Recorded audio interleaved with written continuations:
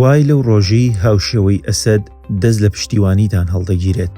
لە دوای ساڵی 2003 کاتێ ڕژێمی بەعس ڕووخا، ئەمریکەکان بە فڕۆکە ملیارەها دۆلاریان بۆ عێراق گواستەوە.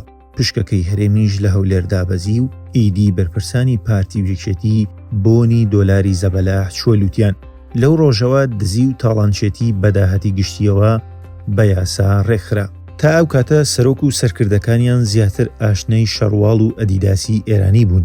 گەورەترین دزیەک بیان کردایە بەنهێنی ئاودیوکردنی شۆفڵ و کەرەستەی بەندا و لۆح و تەلی درکاوی بوو. ئیتر کە دەستیان گەیشتە بیرەنەوت و دۆلاری مۆڵ، دەرگای ئەوروپا و دنیای تەکنۆلۆژیایان لەسەر کرایەوە.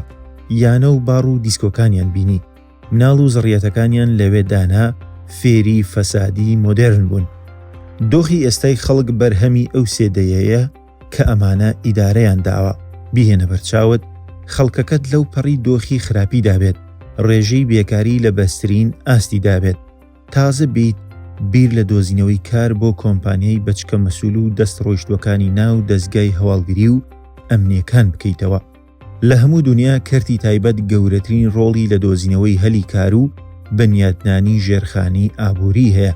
بەس لای ئێمە بووەتە بەڵاو ڕۆژ نییە بە ناوی جیاوازەوە داهاتی گشتی و گیرفانی خەڵک نەدۆشێ. زەوی و دار و بەرد نەمانەی دەنە کۆمپانیاکانیان و بیکەنە شوقە و vێلا بەسەر خەڵکە ساغی نەکەنەوە. ئێستا چاویان بڕیوەتە ئەو پشکنینەی کە نەخۆشێک لە نەخۆشخانە گشتیەکان دەیکات بە ناوی کەرتی تایبەتەوە. من تەنیا لەوە تێناگەم دوایین ئاستی سەبر و ئارامی ئەم خەڵکە لەکوێیە؟ نەوتت بە قاچاغ ئەفرۆشن، داهاتی ناوخۆت ئەبەن، دەیان جۆر باجت لەسەر گران کراوە، تەنیا پارەی هەوا هەڵمژینت لێ وەرناگرن. لە بەرامبەردا موچەت نادەنێ، پرۆژەی خزمەت گوزاریان نییە، کارەبات نییە، ئاوت نییە، جادەوبان نییە. ئەیکەی دێنە دەنگ. حکومەتی کوردی زیاتر لە 1,250,000 موچەخۆری هەیە. کۆمپانیای بۆ چیە کارەکانی بۆ بەڕێوە ببات؟ ئەگەر مەبەستەکە دۆزینەوەی کار نەبێت بۆ کۆمپانیای کوڕەمەسوول، تۆ خۆت کرێکاری چی بۆ ئیدارەدان ئەگری؟